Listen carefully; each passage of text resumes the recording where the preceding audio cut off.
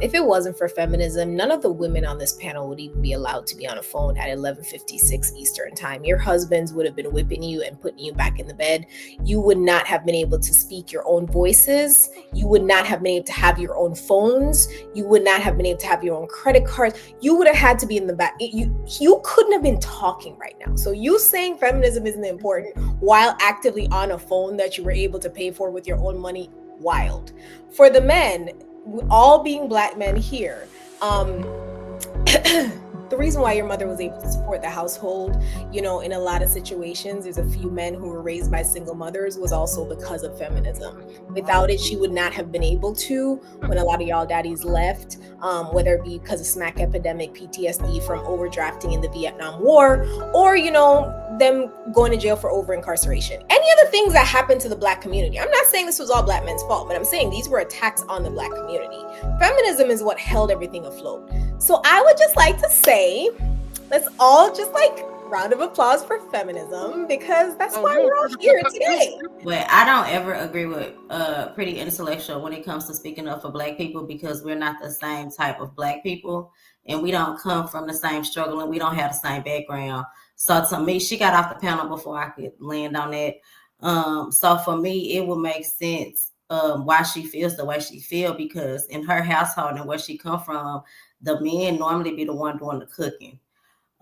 So we just don't have, the same ideologies, and we don't come from the same thing.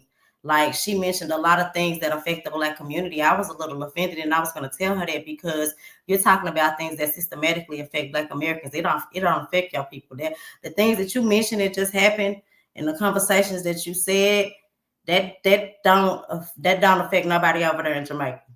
That only affects Black Americans. So it'd be kind of hard for me to hear her point of view when it comes to certain things, because we just come from two different communities, and we're not really fighting the fight. I agree with True when she throws out a lot of things that don't really stand.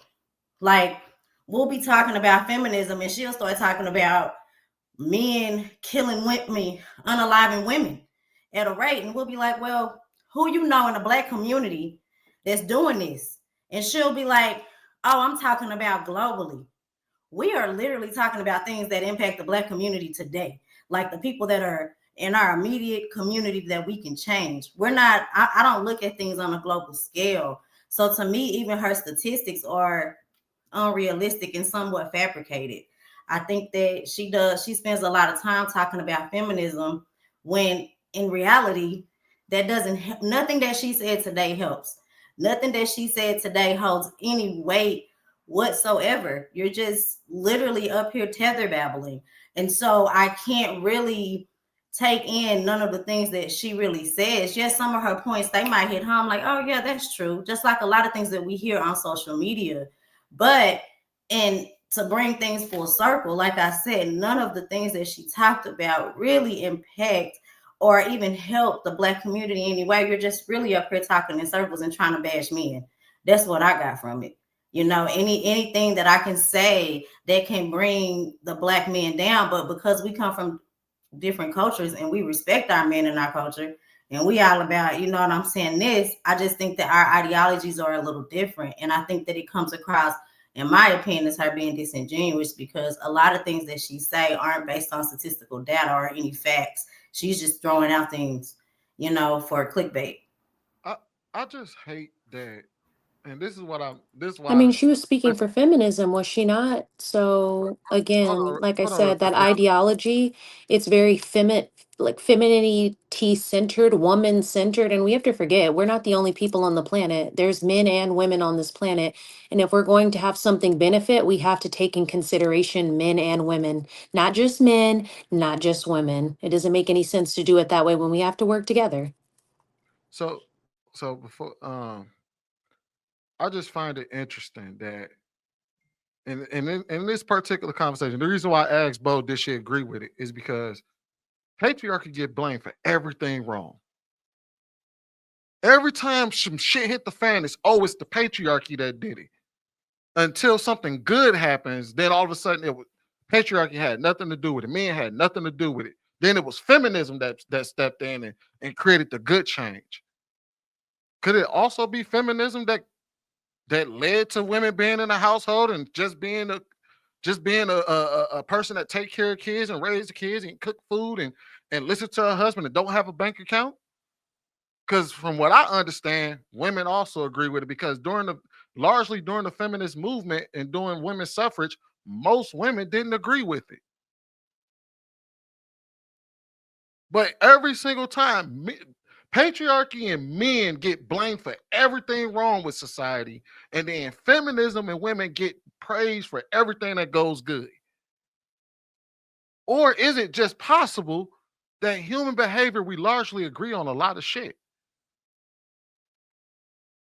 I just took her position as somebody who's like, how employees complain and they say managers suck, or the boss needs to do this, yet they just refuse to get certifications or progress past a certain point because from a place of convenience, while you're employed, while you have insurance and all those things, you have complaints. That's what I heard when she was just arguing. It was like, you're in a place of privilege, like an immense place of privilege, but you want to throw stones at what you believe to be wrong and then provide no approach to how to do this thing called life better. I want to be like, please edify me, please. Which also further proves, I think Illa's point when he said that men are the natural leaders, because at every turn, men have to bear the brunt of all the responsibility, whether good, bad, well, mostly bad or indifferent. Because then they want to shift they want to congratulate when shit goes good, and they want to give everybody else the credit. But every time things hit the fan, when shit goes wrong, when shit is wrong, the first group that is put on the chopping block are men. When it comes to, all right, well, you the one that need to fix it. You the one that did this. You have to take responsibility for it. And I'm just speaking for men in general. Now, we could talk about different aspects of it and talk specifically about the black community or whatever. But the reality is, when you look at it globally, men bear the brunt of all the responsibility every single time shit hits the fan. Every single time responsibility needs to be doled out, or punishment needs to be doled out, or blame needs to be doled out, it's always the men. Even shit that women do, they blame us for. When we talk about women wanting to sit in their house and be passenger princesses, and we tell them that's something you want to do, even today, they will say, well, if it wasn't for y'all putting it in our head for 40 years, it's like, but that was 40 years ago. You've been free for 30.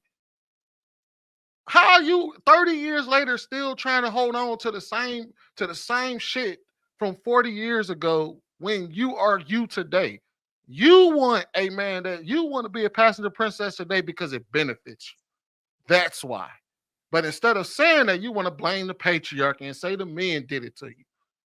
Y'all are willing participants. Excuse me. So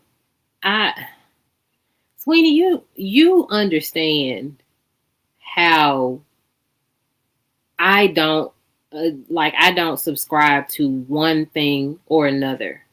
Like, I see the fault in everything and I see benefits in everything. My mom has always told me that I find a silver lining in anything. So I find good in almost anything.